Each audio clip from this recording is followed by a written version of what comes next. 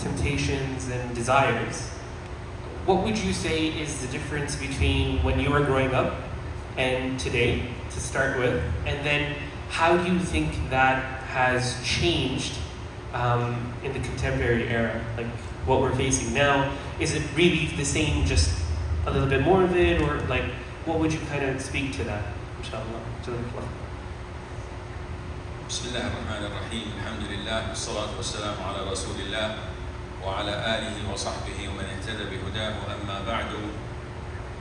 The comparison is not fair because I come from the Middle East, and when I grew up there were dinosaurs around me.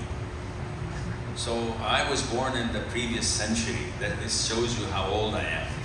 So temptation at my time was nothing compared to today. And I do really feel sorry for you guys.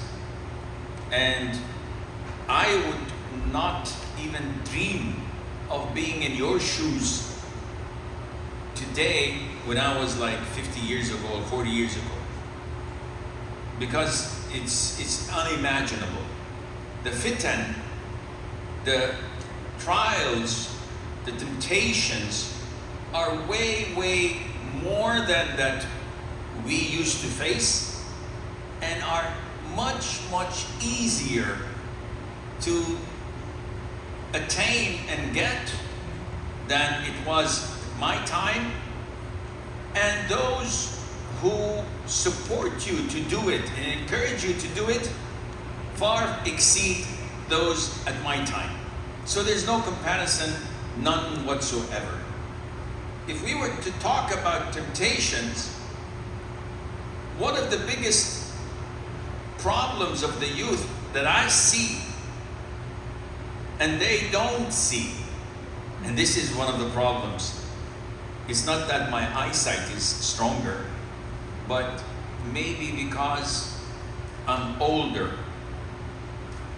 Not maybe, definitely I'm older. And I can see things you guys can't, because you're sometimes blinded by the light that you can't see, blinded by the temptation, blinded by the desires, blinded by your wanting to do something regardless of the whole world is against you. You just want, you're fixated. And this is one of the biggest problems and advantages at the same time. One of the biggest problems of the youth is that when they're fixated to do something, they're going to do it. But it's an advantage, because if it's directed towards truth and beneficial thing, they become an unimaginable power for the ummah. But they can be a nuclear bomb that destroys the ummah. And before it destroys the ummah, it destroys themselves. So one of the biggest problems that the youth is unable to see is they do not have a strategy. They do not have an objective in life. Imagine if I have a Ferrari Roma or a Porsche 911 S with launch control. Nice cars. And I fill it up with fuel and I leave home at 6 o'clock or 7 o'clock a.m. ready to go, and I go. Where? I don't have any target, any destination. I will reach nowhere soon because I don't have a destination. I have the fastest and most reliable car. It is filled with gas. But if I don't have a destination, where will it take me? Nowhere. When the youth don't have an objective, a destination, unfortunately, this is what happens. Why do you go to school? Duh. My parents want me to go to school. Ask any one of them, do you love school? No. So you're doing something you don't like, you don't love. Then what? I go to school so I can go to college. Then what? I can get married and get a job. Then what? I can buy a car, I can get a mortgage. Then what? That's it. Khalas. This is their objective in life. A true Muslim, whether young or old, has the route set for him before he was born. You know what your route is? وَمَا خَلَقْتُ الْجِنَّ وَالْإِنسَ إِلَّا لِيَعْبُدُونَ. I have not created the jinn and the humans except to worship me. This is your GPS. This is where you should go. And every time you divert a bit, rerouting, and it puts you back on the track to worship Allah Azza wa Jal. When you go to the gym, you worshiping Allah Azza wa Jal. When you play paddle tennis, you're worshiping Allah Azza wa Jal. When you swim, when you play football or soccer, or when you simply sit with your siblings and play Uno or whatever, you are worshiping Allah if you have the intention to worship Allah Azza wa Jal. Once you set your GPS, then your schooling, your work, your life has a purpose. You are focused. Now you become productive. And this is part of the strategy, to set your mission and vision and implement it. But when you don't have it, you're lost. So what are you going to do? I'm going to kill time. What's the crime of time to kill? What are you doing? Wasting time, doing nothing.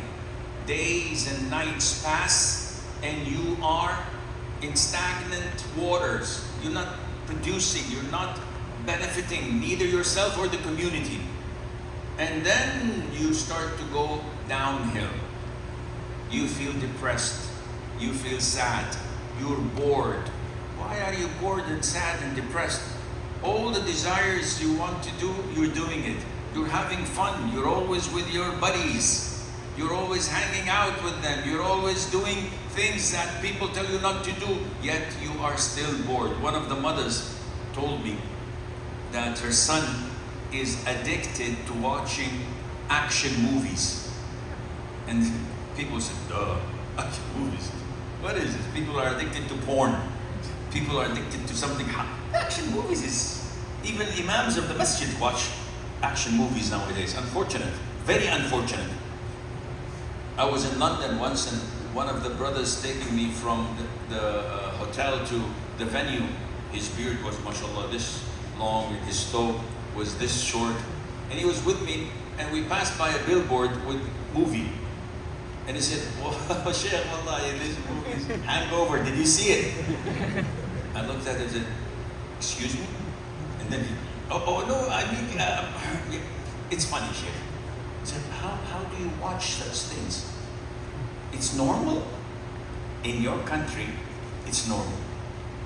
When you ask the youth, those practicing, even imams of the masjid, they have no problem. Yeah, I saw it in 3D, Cinemax. Well, good, but 100%. You should see it. A'udhu billah. These are the shuyukh, you ask them about mortgage and they say, it's okay. But nowadays, no, you have to be selective. You have to know, do I have a strategy? This mom says to me, my son watches 6 hours of action movie. Race cars and shootings and cowboys, and after each movie of an hour and a half, he comes to me and says, I'm bored. So I say, watch another movie. He goes and watches another movie for an hour and a half. He's happy, he's having fun, he's laughing, he's sad, he's crying. Finishes, I'm bored. So this is what's filling your time. And it's all downhill because you don't have an objective. So in my point of view, I don't want to make this a long talk. Sheikh Nu'man is already falling asleep, so I'll try to wrap it up. You, as the youth, the temptation you're facing, you cannot counter that without a strategy. What is your purpose in life? What do you want to be?